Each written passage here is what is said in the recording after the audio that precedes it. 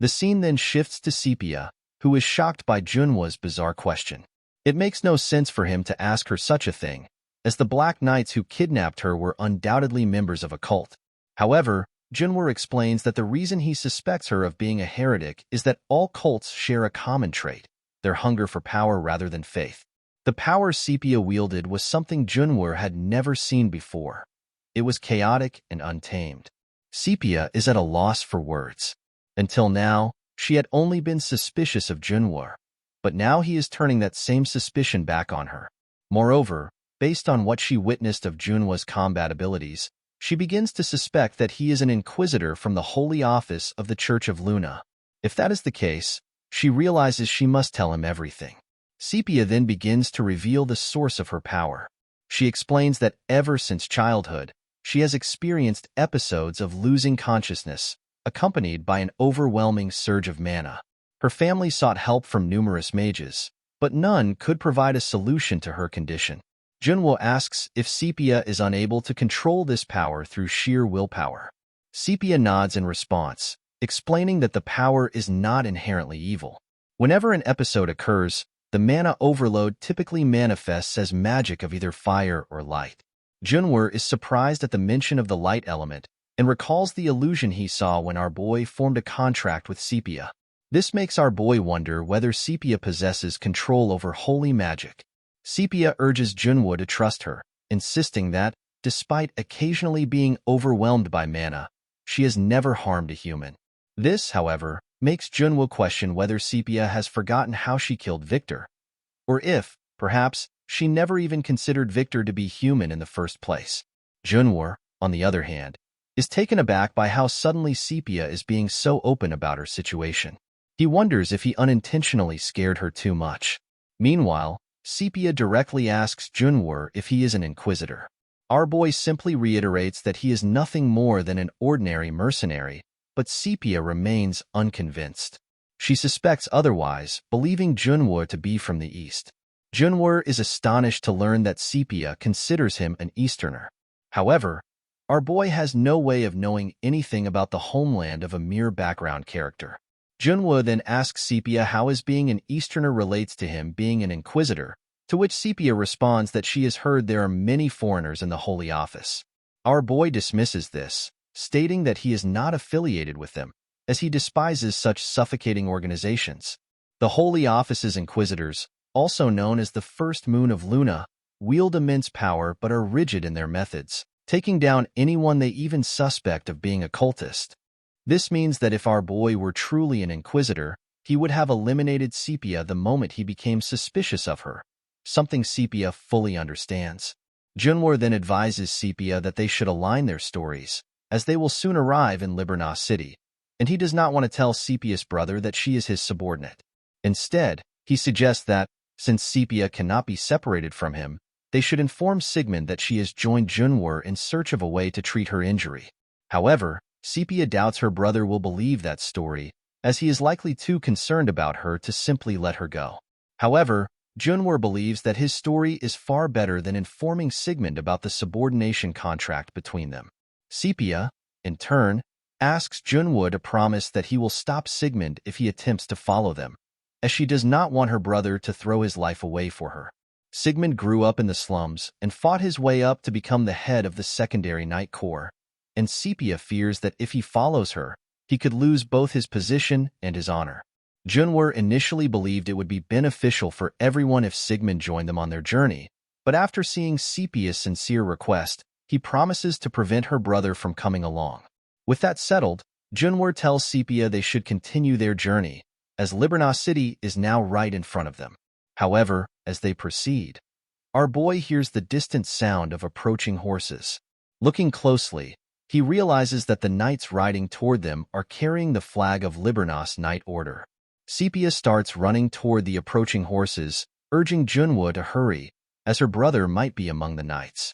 However, Junhwa warns her not to run recklessly, cautioning that she might trip, even though our boy knows she is excited, having not seen her brother for a long time. Junhwa hopes that things will go smoothly for him, but he quickly realizes something is off when he notices Sigmund angrily charging toward him. As Sigmund approaches, he openly wishes for Junhwa's death, and swings his sword while still on horseback. Junwoo attempts to block the attack, but the sheer force of the strike, amplified by Sigmund's momentum, knocks him to the ground. Taken aback by the sudden hostility, Junwoo tries to reason with Sigmund, telling him that he is mistaken. However, Sigmund dismounts, showing no interest in listening, and immediately resumes his assault on our boy. Junwoo barely manages to block the next strike, but Sigmund follows up with another powerful slash, which Junwoo fails to fully defend against, sending him flying to the ground once again. As Junwoo struggles to recover, he looks towards Sepia and realizes that he cannot count on any help from her. As it is impossible for Sepia to go against her brother, Junwoo decides to continue the fight alone without expecting any help. He considers himself lucky that Sigmund has not yet unleashed his full potential and quickly activates a shield around himself, momentarily throwing Sigmund off balance. However, Sigmund regains his footing and immediately resumes his assault.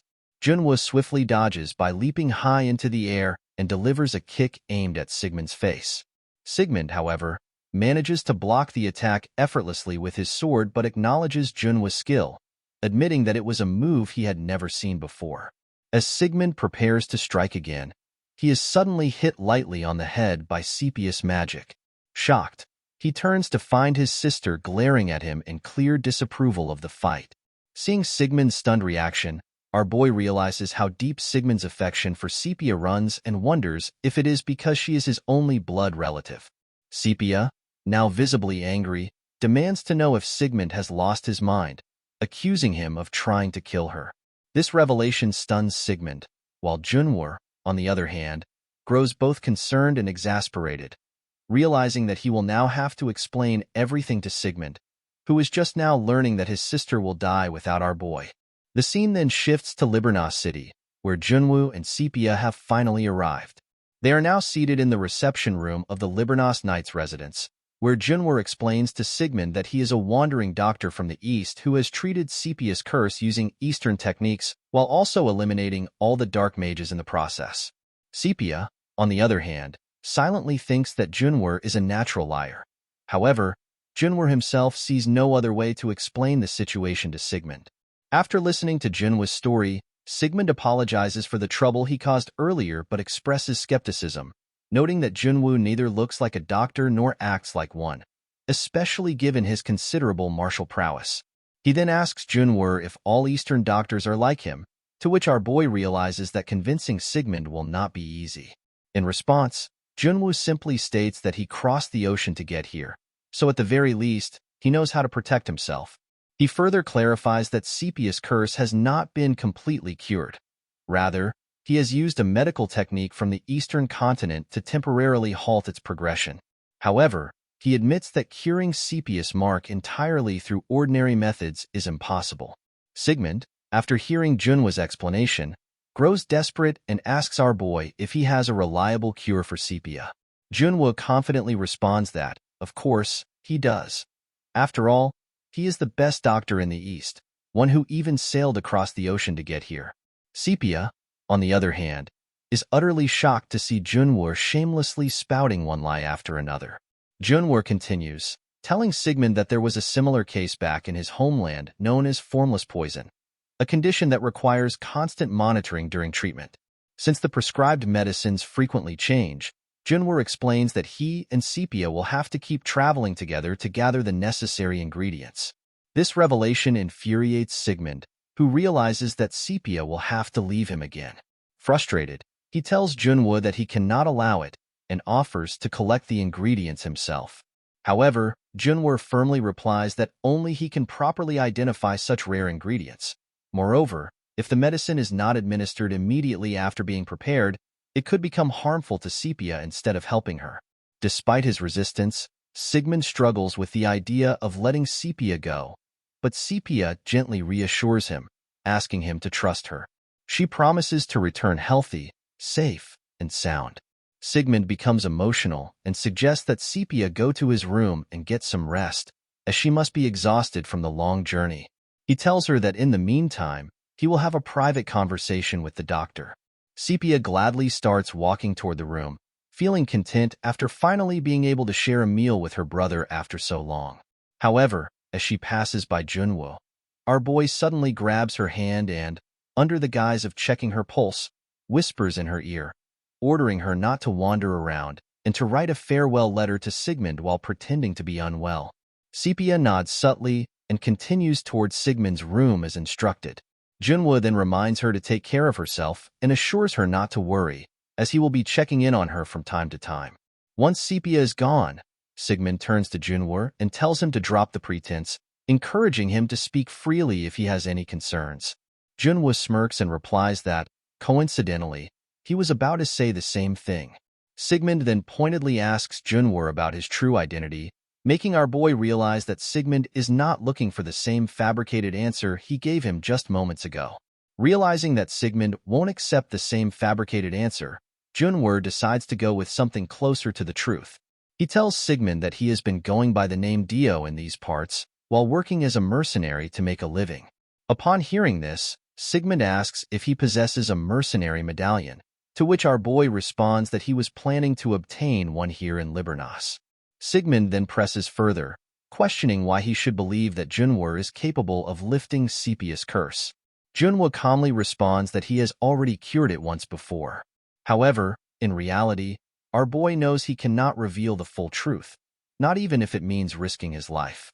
Telling Sigmund directly that Sepia's curse has been lifted and that she is now bound by a contract with him is simply not an option. Hearing Junwoo's response, Sigmund scoffs, calling it nonsense. He finds it hard to believe that Junwoo would risk his life to save Sepia from both the bandits and the black mages without a clear motive. This question causes our boy to tense up. No matter how many times he is asked why he saved Sepia, he finds it difficult to answer. This time, even more so, as he cannot simply wing it like he did when Sepia questioned him. After a brief pause, Junwoo finally speaks, stating that he doesn't need a reason to save someone. Sigmund, however, remains unconvinced. With narrowed eyes, he tells Junwoo that he is still unsure whether he can entrust Sepia to him, as Junwoo remains far too suspicious. Our boy understands that Sigmund's concerns are reasonable, but there is no way he can reveal that he possesses a level 10 storage character. Instead, he listens as Sigmund asks whether he can truly save Sepia from the curse. Sigmund admits that he wants to trust Junwoo, considering that he was the one who rescued Sepia from the black mages and is also aware of the curse, something Sigmund never disclosed to anyone else. Junwoo confidently assures him that, aside from the Archbishop of Luna, he is the only person on the continent capable of curing Sepia's curse. As expected, Sigmund immediately responds that he cannot trust the Archbishop of Luna. Junwoo had deliberately brought up the Church of Luna, knowing full well that Sigmund harbors deep distrust toward it. Now, he watches carefully, wondering which side Sigmund would consider the lesser of two evils, Junwoo or the Church. Thinking he should give Sigmund another reason to trust him, our boy decides to bait him. He casually mentions that he can also assist with the recent disappearances, believing that proving his abilities in front of Sigmund is crucial to earning his trust. However, Sigmund is immediately skeptical, doubting that a foreigner could know anything useful. But the moment Junwoo mentions the back alley, Sigmund's demeanor shifts dramatically. He abruptly rises from his couch and, without hesitation, points his sword directly at Junwoo. After witnessing Sigmund's shocked reaction to the mention of the back alley, so much so that he instinctively drew his sword, Junwoo calmly tells him to relax. He knows that Sigmund must be wondering how our boy even knows about that name. Without hesitation, Junwoo explains that he simply deduced the connection. Given the increasing frequency of disappearances, it was only natural to suspect they were linked to the darker side of Liburnos, particularly the back alley. He also points out that this was the very place where Sigmund had begun searching for his missing sister. Junwoo is well aware that the back alley has become a wasteland, and he has also learned that the criminal organizations operating there are dangerously powerful, so much so that even the Night Corps dare not interfere with them. Since Sigmund mistakenly ended up provoking a beehive that turned out to be unrelated to his search, dealing with the aftermath must have become a major headache for him. Sigmund, still wary, comments that people around Junwoo seem to be very talkative. Our boy smirks and replies that he is merely trying to demonstrate his worth. After all, Sigmund himself had said he couldn't trust him. However, Sigmund remains unconvinced, still doubtful that Junwoo could possibly solve his problems. In response, Junwoo leans in slightly and assures him that he has everything planned out. He already knows exactly how to wipe out the back alley underground. The scene then shifts to one of the rooms in the second Night Corps' residence, where Sigmund listens in amazement to Junwoo's plan. He finds it remarkably thorough and well-structured, making it clear that Junwoo didn't just improvise it on the spot. This leads Sigmund to suspect that it might not be Junwoo's first time in Libernas City. In response, Junwoo casually tells Sigmund that he worked as an army surgeon in his younger days, which also involved doing his fair share of investigative work. He urges Sigmund to trust him, reassuring him that it's not as if he intends to do anything questionable. Sigmund remains silent for a moment before finally asking Junwoo what he truly wants. He still finds Junwoo's explanation unconvincing. After all, even if Junwoo had heard all the rumors circulating in other cities, it doesn't explain how he was able to pinpoint the connection between Sigmund and the underground world. The criminal groups have been a persistent thorn in Sigmund's side for years, and for Junwoo to uncover this so quickly only deepens his suspicion. Sigmund begins to wonder whether Junwoo might actually be capable of solving a problem that he himself has struggled with for years. Still wary, he decides that, at the very least, Junwoo should be monitored. The scene then shifts to Junwoo, who is now wandering through the bustling markets of Libernas City. As he takes in the familiar sights and sounds, our boy realizes that nothing has changed from the game. It is exactly as he remembers it. Junwoo recalls that beyond a certain bustling shopping street lies the boundary that leads directly into the criminal underground. Having played with Libernas as his starting city, our boy remembers the storyline surrounding the back alleys in vivid detail. However, now that he is experiencing it firsthand, the place he once entered fearlessly in the game suddenly feels far more intimidating in reality. Junwoo reflects on the two dominant forces that control the underground world: the moderate faction, Golden Dawn, and the extremist group, Rise Howl. In the original story, Rise Howl eventually seized complete control of the back alleys.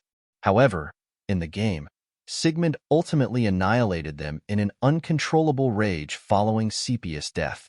But now that her survival has been secured, Sigmund no longer has a reason to unleash his wrath upon the criminal underworld, throwing the expected course of events into complete uncertainty for our boy.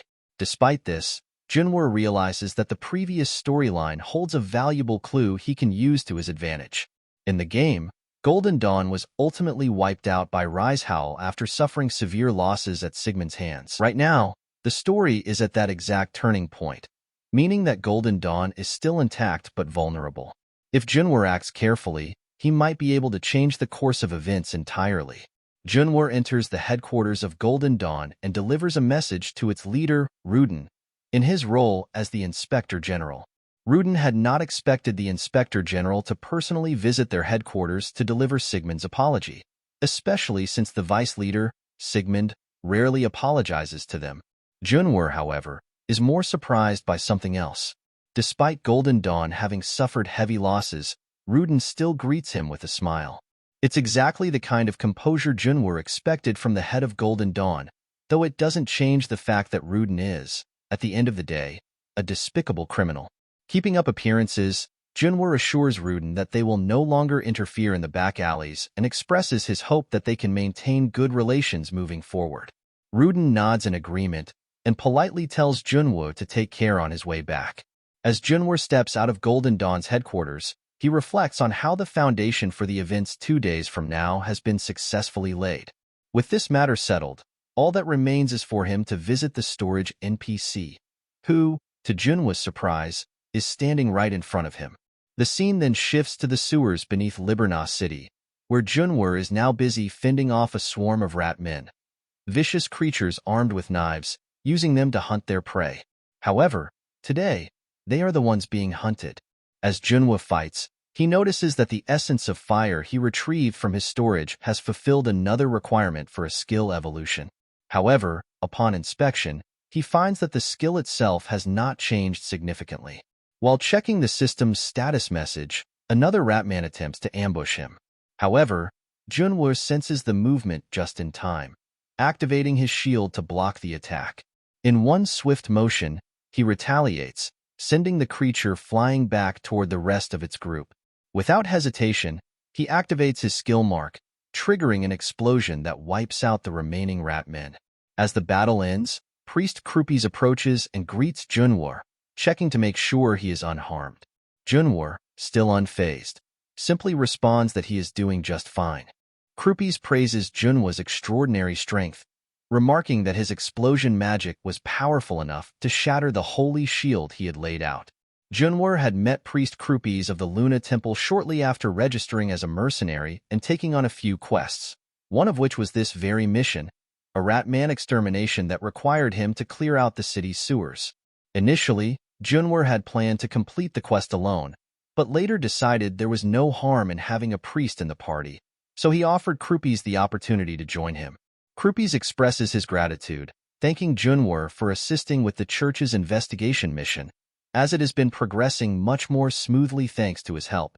Junwoo, however, humbly responds that it is not entirely his doing, as he has only been able to clear out the monsters so efficiently because of Krupies' support. After a while, Junwoo turns to Krupies and suggests that they have gone deep enough, asking if they should stop here. Krupies nods in agreement, stating that he also believes there are no more rat men left. With their mission complete, Krupies once again thanks Junwoo and offers a prayer, wishing that the blessing of Luna be with him. As Junwoo departs, Krupies reaches into his robes and retrieves a piece of paper. It is an official directive from Archbishop Paul, confirming that they have finally found the man they were searching for. The scene then shifts to Rise Howl's territory, where Junwoo stands, waiting to meet their leader. However, the bandit members of Rise Howl immediately suspect our boy of being a spy from Golden Dawn, as he happens to be wearing the exact clothing they had been warned about. This confirms Junwoo's expectation that information spreads rapidly through the underground.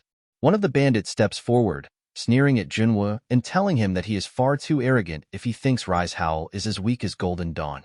Drawing his sword, the bandit prepares for a fight. Junwoo, rather than feeling threatened, smirks in satisfaction. He had been hoping for this. With only a few experience points left before reaching level 90, the situation has turned out to be in his favor. Feigning indifference, Junwoo tells the bandits that he only came to meet their boss, but if fighting them speeds up the process, he has no problem. His words instantly enrage the Rise Howl members, and without hesitation, they all charge at him, determined to take him down. The scene then shifts to one of the rooms inside Rise Howl's hideout, where their leader lounges leisurely. The moment of calm is abruptly shattered by loud banging at the door. Before she can react, it bursts open. One of her subordinates is sent flying into the room, landing in a crumpled heap at her feet. The bandit leader is mildly surprised at first, but her expression quickly shifts to shock when she sees Junwoo step into the room. Our boy had made it here thanks to the very members of Rise Howl themselves, so he casually thanks them for guiding him. The bandit leader immediately recognizes Junwoo as the Easterner who was brought into the city by Sigmund. Narrowing her eyes, she questions why he has come here, especially after first going to Golden Dawn. In response, Junwoo states that Sigmund has tasked him with cleaning up the back alleys. Upon hearing this, the Rise Howl leader bursts into laughter. She finds the claim utterly ridiculous, as the Sigmund she knows, proud and unwavering, would never entrust a Libernos problem to an outsider. Dismissing Junwoo's words as an obvious lie, she scoffs and calls him a liar. Without warning, she tosses the bottle she had been drinking from straight at Junwoo and coldly asks whether he has come to declare war, assuming for a moment that what he just said is true. Junwoo remains unfazed and calmly replies that he did not come with the intention of declaring war. This response takes the Rise Howl leader by surprise, prompting her to demand an explanation. Junwoo then clarifies that while Sigmund did indeed request him to clean up the back alleys, he is not one of Sigmund's subordinates. Therefore, he is free to act however he pleases. Junwoo then declares to the Rise Howl leader that he has come with the intention of uniting the back alleys. His words immediately enrage her, and without hesitation, she orders her men to teach him a lesson, deciding that there is no need for negotiations. All of the Rise Howl bandits charge at Junwoo at once. Amidst the chaos, he quickly spots an archer among them, loosing an arrow in his direction. However, even in the midst of the commotion, our boy easily catches the arrow mid-air, unfazed. Assessing the battlefield, he notes that 20 Rise Howl members are attacking him, excluding their leader. None of them appear to be mages, though 3 are positioned at long range. Deciding to deal with the close combat fighters first, Junwoo swiftly retrieves his sword from his inventory and activates Forgotten Swordsmanship. As he swings his blade, his attacks don't cut his opponents. Instead, each slash sends them hurtling backward, crashing toward their boss. The unexpected force of his strikes stuns the bandits, who begin to suspect that Junwoo is a magic swordsman. Warier now, they decide to avoid coming near his blade. However, Junwoo has no intention of waiting for them to adjust. Without hesitation, he charges forward, striking one of the bandits with overwhelming force and sending him flying straight into the others. The impact sends all of the Rise Howl bandits crashing to the ground. Junwoo smirks. He then turns to their leader, Tusk, and taunts her, asking how long she plans to just stand there watching as her subordinates get beaten down. With a casual tone, he warns that if this continues, he'll end up taking down every single one of them. Tusk, enraged by Junwoo's words, wastes no time. After ensuring her subordinates have cleared the way, she charges straight at him with her shield. Junwoo meets her attack head-on, blocking her charge with his sword. Tusk, however, bursts into laughter, finding it amusing that someone who talks so boldly has only this level of skill. Junwoo quickly assesses her strength. While she isn't as skilled as Sigmund, she is definitely stronger in raw power. Even so, our boy is unfazed. Instead of backing down, he calmly applies a little force to his sword and pushes Tusk back. Undeterred, Tusk immediately launches another attack, this time putting all of her strength behind it, determined to end the fight in a single decisive blow. However, Junwoo effortlessly blocks her heavy strike with just one arm. The sheer ease with which he neutralizes her attack leaves Tusk in complete shock. She can't believe that her full-powered axe strike was stopped so effortlessly. Junwoo, seeing her astonishment, decides not to leave her hanging. With a smirk, he casually informs her that his gear is level 100 equipment, revealing that he has equipped himself with the Gauntlet of Instigation, a uniquely graded item.